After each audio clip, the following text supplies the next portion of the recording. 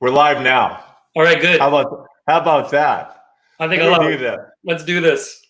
Let me do this. Welcome to the Shut Up and Ride podcast, where we, all you out there, start thinking of questions for this guy. This is my friend Sonny. We interview mostly mountain bikers, free riders, and generally cool people. And I can tell you, just from talking to Sonny for a couple of minutes here, he fits all those bills. One thing is, as you know, I'm not a big fan of long podcasts. I'm not a big fan of not getting people involved. So if you have a question for Sonny, ask. I'm sure he'll answer whatever you ask. The other thing is Sonny's. Let me do this magic. Watch this shit. How about that? Huh? Oh my God. There's Sonny's channel right there. It's called Mangy Squirrel. It is really good. I would call Sonny probably one of the most successful privateers out there. He kind of does what I do, but way better than I do it. It's interesting. It's good. There's a lot of mountain biking. He's if you watch his videos, he's a very elite rider. And so start thinking of shit to ask him. Sonny, do me a favor. Why don't you introduce yourself?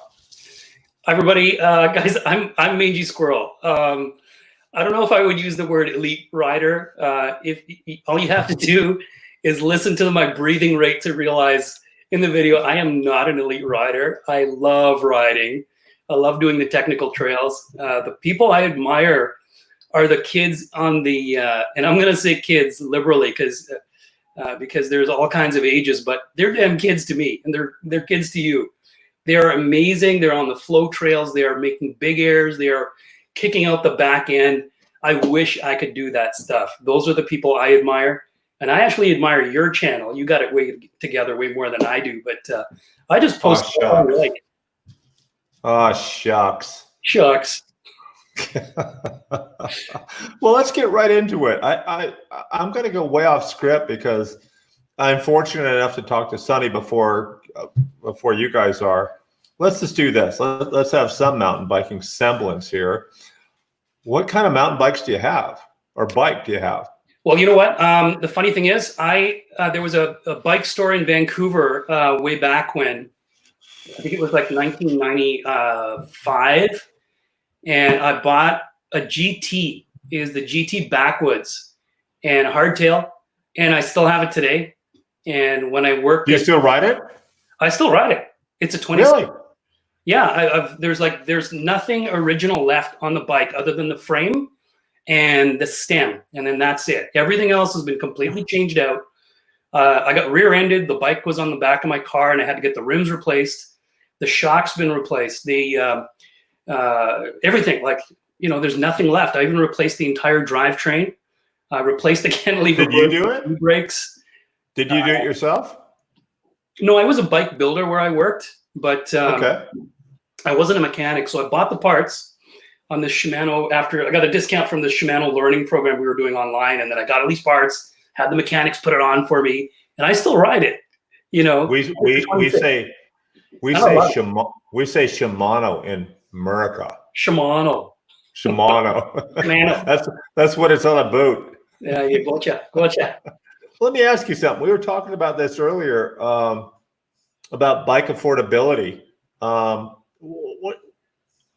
What the hell's going on? Like if you were to get somebody into it, let's say a 30, 40, even 50-year-old, what would you suggest? What would you do? You know what, man? And we were talking about this beforehand, and I love your idea of going with a used mountain bike because there's so many out there. The cost of bikes has gotten prohibitive now. For the entry-level mountain bike that I'm riding right now, I paid $3,200. I think it was on sale. It's a Ghost Kato FS5 from 1986, I was going to say. It's from 2016. And that's an entry level, right? So the bikes are going to go up from there. And as you know, they go up to like $8,000, $9,000, $12,000 with a full build, you were saying? Yeah. So I love your idea of going with a used mountain bike. and trying out, you know, the different geometries, trying out the different sizes even, right? Let me ask you this.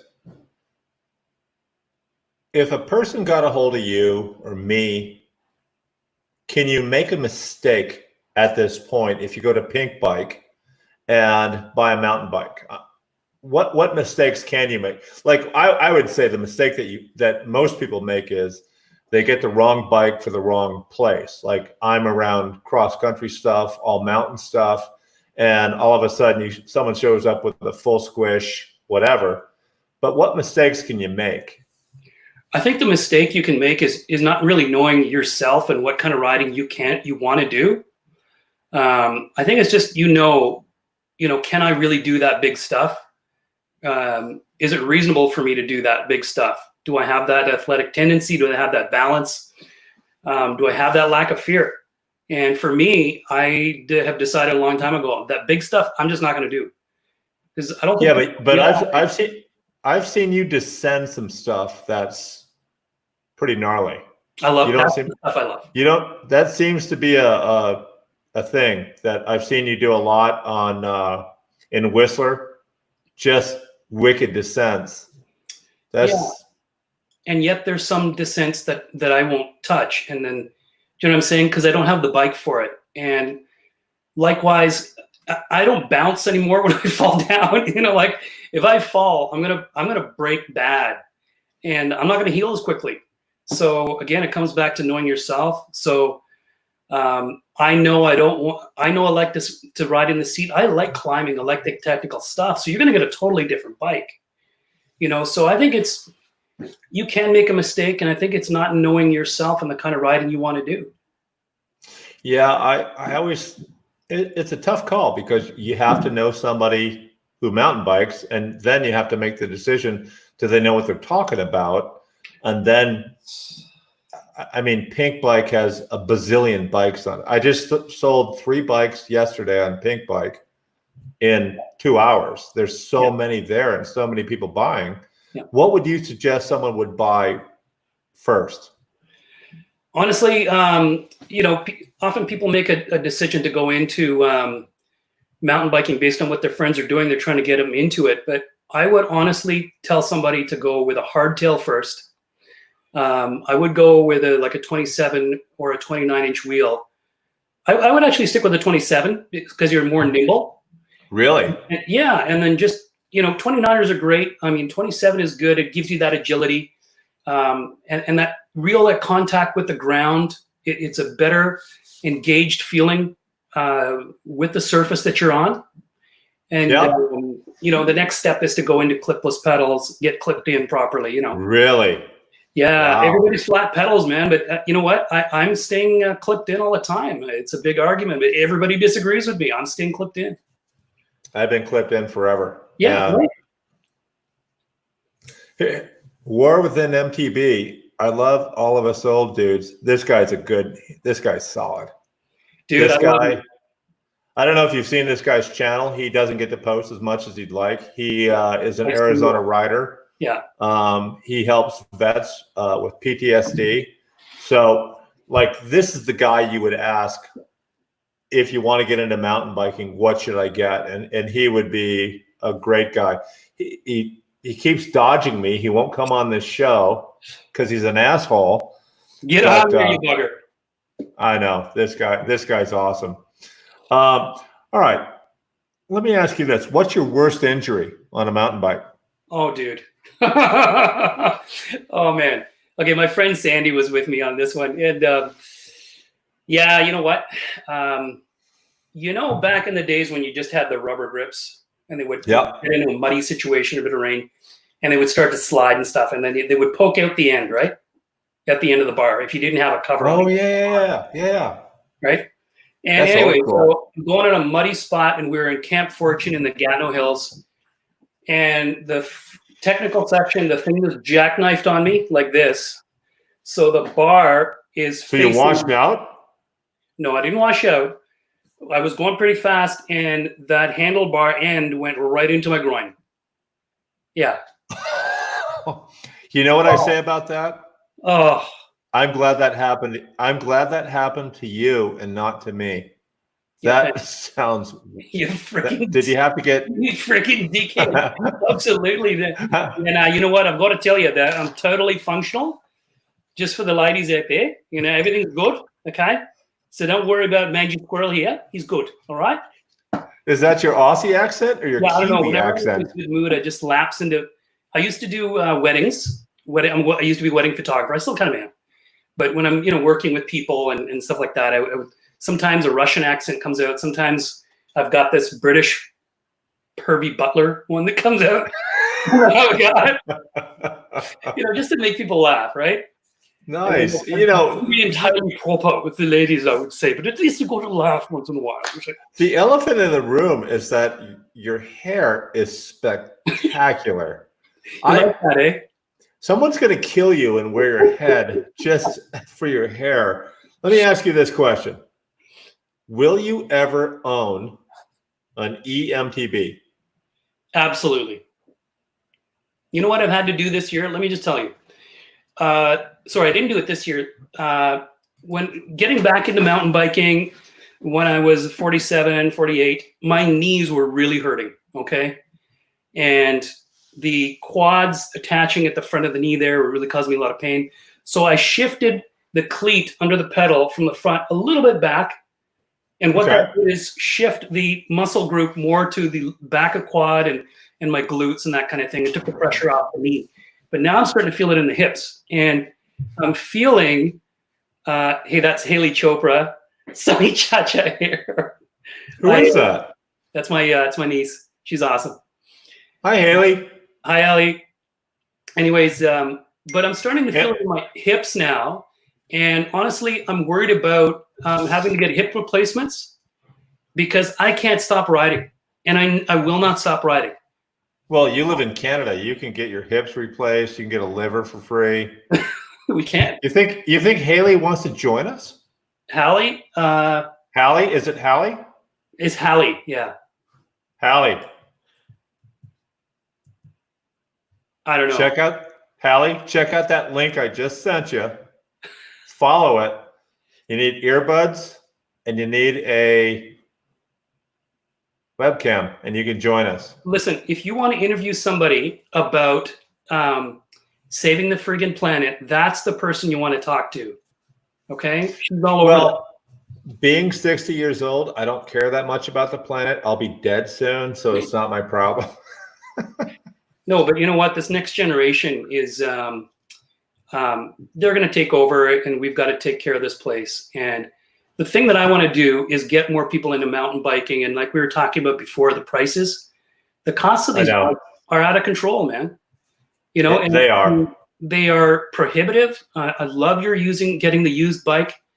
I would recommend getting a hardtail, but I wish that the bike manufacturers would each have at least one bike that was well spec'd with you don't have to have a great fork to have a decent working fork that's low maintenance, right? A $130 and you're good. A $120 and you're fine. Exactly. And you can get out on the trail. I mean, my GT Backwoods is proof. These things were overbuilt. It's still built amazing. I still ride it. I still love it. And it has to be an under $1,000 bike. I think what's happening is like the ski industry, basically what they figured out is if we double the price, we'll get half the customers, but we could do twice the service. And I think, and I'll go ahead and criticize someone like Yeti. Yeti basically sits there and goes, look, we're not making a low-end bike because if we did, that's 4 times the people to make it, 4 times the mailing, 4 times everything. Why don't we just make one really expensive bike? And yes, we'll only sell 1 out of 4 when you're selling 4 out of 4. But I think that's a really big problem in the mountain bike industry. And then bikes like GT, like my friend Joseph of Trail Features, he'll show you a Schwinn and you're like, $400. I'm in. That's a great bike. But you're the 20th of 21 interviews I've done, that says yes to the e-bike.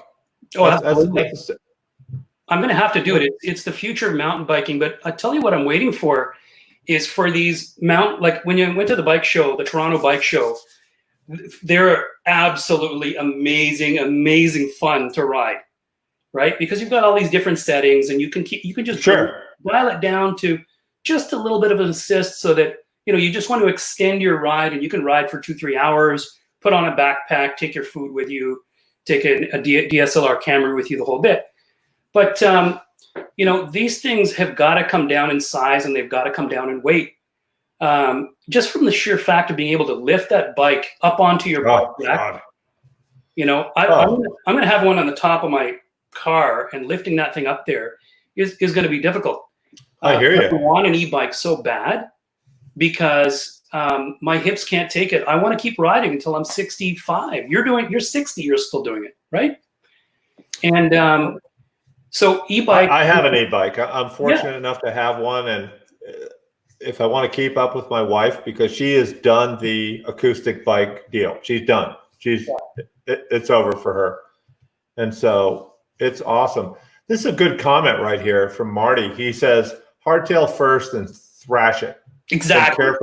Then carefully buy a demo or a boomer bike. What? A boomer bike? I don't know what that is, dude. I'm old. I don't know what that means. What he's saying is basically a dentist bike, like a Yeti is a dentist bike. Like if you're a dentist and you can afford a Yeti, he goes, let the dentist take care of it, and blah blah blah. And I do believe in this. If you buy a bike, the resale value is 40% of that bike if you took good care of it. Period. End of story. I mean, do you believe in that? Oh, absolutely. Yeah. I mean, that's what's going to happen. And if you're going to thrash it, and I think you should do all kinds of stuff with it, you are going to lose a lot of value in the bike. But hey, you had a lot of fun doing it, and that's why you're doing it. Hang on a sec. There is just one last thing I wanted to say about these e-bikes is that go ahead. The size of the motor and the size of the battery in the down tube. I really like to see the size of these things come down. I'm not sure I need that much power in the mountain bike.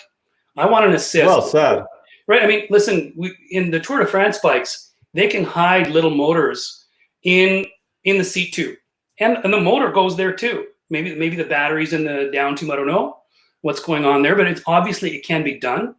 And they're putting in tremendous power at Tour de France level power. Obviously the cadences are a little bit higher, but it can happen in mountain bikes, and I really need to see these things start to come down, because there's got to be an option where you don't have to buy a gigantic battery and the motor can be smaller.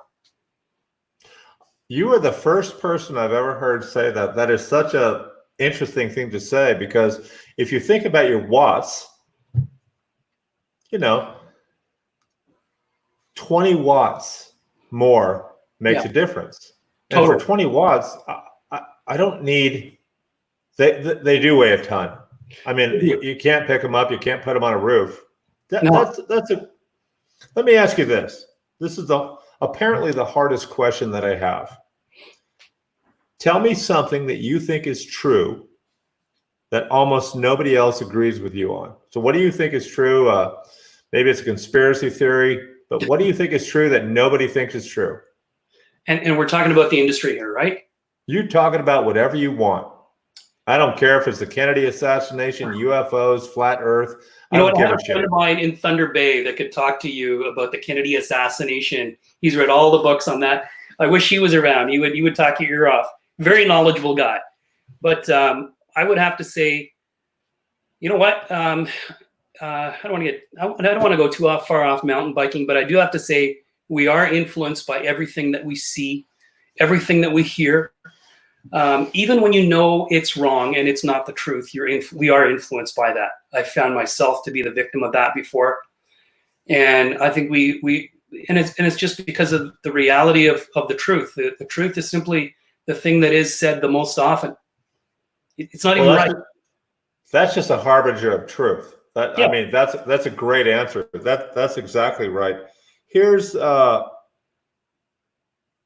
by the way, let me stop here. don't forget in the description of this video, I have Sonny's basically his YouTube channel in there. It is so well worth the subscription. Go ahead and do it. Just click on it. You can binge on this guy. Like I know a lot of mountain bikers, and you see the same stuff over and over and over again, and it's good stuff. But you can binge on Sonny's stuff. So don't forget, go into this description when you get a chance and do this. All right, this is a show, or excuse me, this is a question that if you miss, you can be kicked off this show. Are you ready for this difficult question? All right, do it. Cake or pie? Well, let me tell you, we all like pie, right?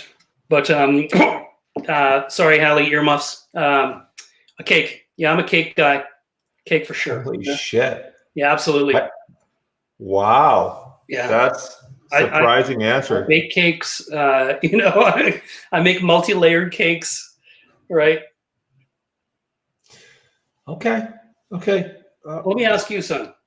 Go ahead. You're older than me. What we're talking about. Briefs or boxes, my good friend? Commando. Commando, indeed. I love it. Old. Old, man. I don't do that at nighttime. I don't need underpants.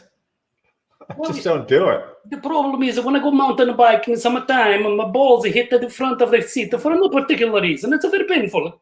What am I going to do about that? If you're abundant like I am, you can do it.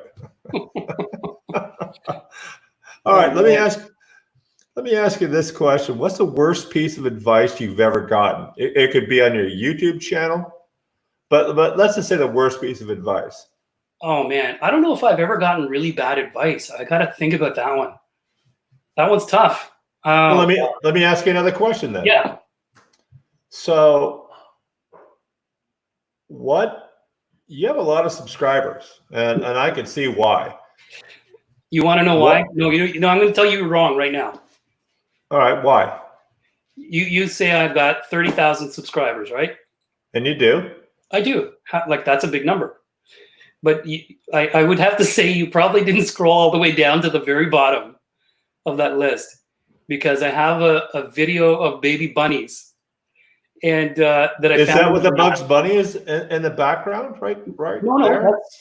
No, that's this picture here.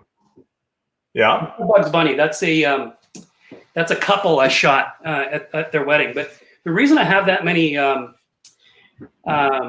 subscribers is because there's a baby bunny video. I was cutting the grass one day and I found the grass moving. I opened it up, and lo and behold, it's like I pulled back the grass, and there was like a tiny little nest of baby bunnies just there.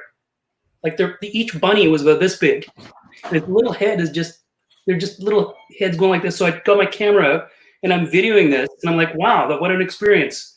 You know, so I covered it all up, and mother came back and took care of babies, and they all thrived and everything. It was fine. But I put it on YouTube, and just because I thought it was cool, and it just started racking up like thousands upon thousands of views. I have comments from like Russia, like Israel, Macedonia, all of these different places, and I've got like millions of hits on it. And I think most of them are baby bunny subscribers. I don't care. All right, this guy. This Millions of hits. What? Millions of hits. That's awesome. Let's ask this guy's question. This guy's an asshole. This is my older brother. He goes, Sonny, tell us more about you. Where are you from? Hey Terry, how you doing, buddy? I'm in the Toronto area, the Greater Toronto area. I'm Canadian, right? I'm a proud Canadian. So if you ever look at half Canadian too, like me. Meanwhile, in Canada, that's us up here. We're very sorry about many different things. And sorry. Right? Sorry. I got into mountain biking. I guess a friend of mine picked up some guy's bike that was being chased by the cops and took it home, and then lent that bike to me. It happened to be a mountain bike, and then I was hooked. We went out into the woods and rode that for a while, and then I was like, that's it. I love being out in the woods. Like, I'm in one with nature. I'm getting a workout. I'm hanging out with my buddies, you know. This is the bomb. This is dope. You know, this is now the kids are saying sick, right? I don't say any of that stuff. I don't Right? say sick, dope, insane, like. I think I say like too much as it is because I hang around because of my job. I hear it all the time. Yeah. Let me do this. And what's your favorite word? Word. I would have to say popsicle because it's I say it a lot, like when I'm amazed. Sweet popsicle, because you know you can't swear when you're raising your kid, right? So I had to invent a swear word. I must disagree. Yes. And my kids are all sailors. Sweet popsicle, you know, so people know what did he just say? And they kind of get the gist of what, you know, they figure it out. Instead of saying HE double hockey sticks or something like that. Yeah. You get Hey, let me remind everybody out there, if you have any questions for Sonny, come up with them right now. Most of you can type, some of you can read. So make sure I abuse the audience. It's the best because I have the best audience. That's for sure. By far. I wouldn't do this. I wouldn't do this ever, like record it, because all these guys out there are the best kind of assholes there are. So come up with your questions if you have any. Sonny, what is your favorite curse word? My favorite curse word is Mother of Christ. Wow. Mother of Christ. Easy. Yeah, I know. Easy. Don't demonetize this. No. Easy. Wow. Wow, look at this. This guy's coming on this show pretty soon. He keeps dodging me, but he has just the hottest girlfriend that he has. Ben? No. Do you know this guy? No, but I just he saw my baby bunny video. There's two baby bunny videos, guys, okay? There's a one where my little kid is feeding the baby bunnies outside of the hotel we stayed at in Vancouver, okay? And then there's the one that I found the nest in my grass. I think you got to scroll all the way down to the bottom to look at those baby bunnies. Show it to your girlfriends. Have it, you know, subscribe to my channel for the baby bunnies if you need to, okay? Most of these guys don't have girlfriends or wives, so that's true. And I don't know. I've seen Ben's girlfriend, and she's smoking hot, and I'd rather have her on the show than him. But I already asked him. What's the best? Marty wants to know what are the best trails in Canada or the Northwest, you know, or the Northeast. I can't even tell you. There is sick mountain biking in. Yeah, just to use one of the kids' words. There is amazing mountain biking in Quebec City, where they have the winter festivals. You might have heard about that. There's great riding there. I grew up. By the way, that's how I know. That's how I know you're Canadian. You didn't say Quebec. It drives me nuts. Yeah, it's Quebec City. Quebec. It's Quebec. Tabarnak. There's good riding there. You know what, man? I grew up in the Gatineau Hills riding there. There's a friend of mine riding Canada Lakes. There's some decent mountain biking around here. Not a lot of hills, but very good technical stuff. There's Blue Mountain. I just saw an Instagram video from some amazing jump trails at Big White. I was skiing Big White a year ago in the winter. I love the skiing there. Whistler has epic stuff. You know what? I know somebody on Instagram that used to be my manager at a retail store. And she lives in Squamish, and she is putting up photos with her dog Jake, mountain biking all over the place, with amazing views and trails. Squamish is like, you know, this little, it's between Vancouver and Whistler. It's 40 minutes from Whistler and maybe an hour from, you know, Vancouver. And it's got absolutely. Yeah, I know where it is. The only person I asked to come on this show that gave me a hard no is from Squamish. Jean Lacroix. I know that. Do you speak French, by the way? I'm sorry? Do you speak French? Mais je parle français, bien sûr, mon ami. Toujours, je suis canadien. Hein? Je ne parle pas français. No. Well, what's your favorite weekend of the year? I would have to say my favorite weekend in the year, Jean. I don't know. Which one is that? That would be Tremblant weekend, my buddy. Right? We've been doing this for over 25 years. We go to Mont Tremblant, and it is organized by my man, Jean Lacroix, and he is the one that qualified for Kona, by the way. That is the sick Ironman that I was telling you about.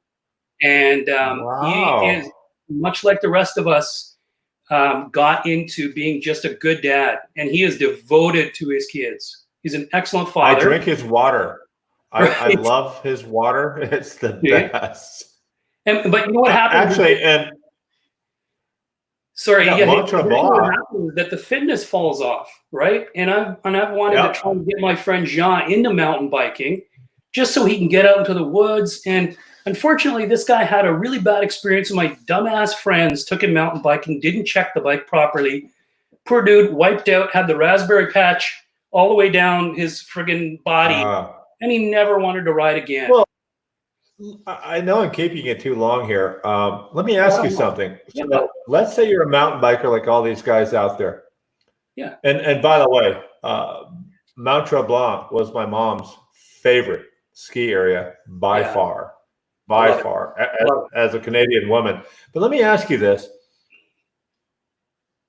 What mistakes can you make if you're a mountain biker and you're bringing a newbie? What would be a big mistake?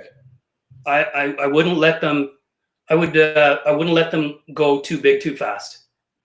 Yeah, you know, because mountain biking is very difficult. And the one thing, if I was to take anybody to Whistler, for example, okay, listen to this. I would make them walk the village up and down a couple of times at the busiest time of the day, just so they can see the number of casts of broken ankles and broken wrists and, you know, broken collarbones, people's arms in slings with their faces all raspberry patched up from the wipeout. Because people get excited, you get there, you start riding, woohoo, you wipe out, you know? So when I was doing jumps there in my A-line video, you're gonna see, you know, I'm not even clearing, I'll make the jump, but I'll hit at the other end of the platform. I won't clear the jump because I was just learning to jump. You know, the best thing to do is to listen to the guys in the bike shop, baby steps, little baby steps, because you can hurt yourself really badly. That's the big mistake you can do is get excited and try to go big fast and be a GoPro hero and just destroy your entire trip. Why do you keep hiding beer caps all over the place? What the hell is going on with the quad? That's a secret thing I used to do at Jean's house when we would go to Jean's place and get ready for the night. So he had all the beer in the fridge, and we would go to his place. And what are you going to do with the beer caps? We would hide them in all kinds of different places in the house. And years after that joke was done, he had ordered a pizza. He was sitting in the hallway, leaning against the wall. He looked up. He put his head back in the wall, and then in the light up above. In the glass, there's a beer cap there like years later. And he was like, Sonny! Anyways. All right. By the way, thanks for placing the baby bunnies gently back in the grass. The haters will say the mother killed the bunnies, blah, blah, blah, blah, blah. And by the way, while you're here, Ben, you're next. Get a hold of me. I'm going to get a hold of you. We're going to finally do this. Let me ask you the last question here, Sonny. Yeah. What profession other than your own would you like to attempt? If I had an e-bike, I would be a bicycle courier, honestly. That is one thing I've always wanted to do. Yeah. You know, I'm all about the bicycles. I always have been, right? See, I'm always jealous of my brother that came in here earlier. Yeah. He was a fighter pilot. And so you gotta be careful for that. I can't do that. Yeah, and my dad was too, and so they're both assholes, and that's what happens. But I gotta thank you. This has been just delightful to have you on. I hope we keep talking. Don't go anywhere because I'm going to end the show. Yeah. But thank you so much. And if you're out there, I really enjoyed this. Oh, so it was delightful. Good. I'm glad I discovered your channel. Everyone out there, subscribe to this guy. Baby bunnies. It's not baby bunnies. Watch his stuff. It's well worth it. And if you don't guys have forget. any requests, let me know. I will do my best to do that. So, but you know what? Look at Shut Up and Ride. I love your philosophy of riding, and I love the commentary and the voiceover that you do, man. It's fantastic. It's really, it's smart and it's entertaining. And dude, thanks for having me on your show. I really appreciate it. Thank you, Sonny. And Always don't forget. the rider. Don't forget. Everyone shut up and ride. Yeah, exactly. Hang on, Sonny.